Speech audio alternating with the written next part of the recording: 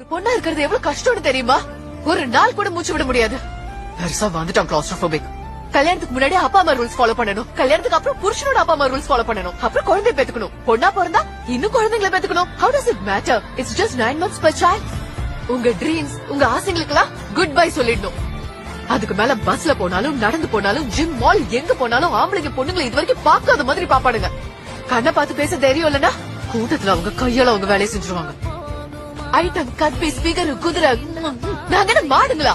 இதெல்லாம் கேட்க வேண்டியதா இருக்கு. ஏன்னா அங்க பாக்குற இங்க பாரு 45 டிகிரி ஸ்லீம் பேரண்ட்ஸ் எங்க கிட்ட வீட்டுக்கு வெளியே போறியாமா ஃபுல் ஸ்லீவ் சல்வார் போட்டுட்டு போய் இல்லன்னா பசங்க சீண்டுவாங்கன்னு சொல்லுவாங்க. நாங்க என்ன பண்றதுன்னு சொல்லு? பாப்கார்ன் மாதிரி வெயில வெடிக்கணுமா?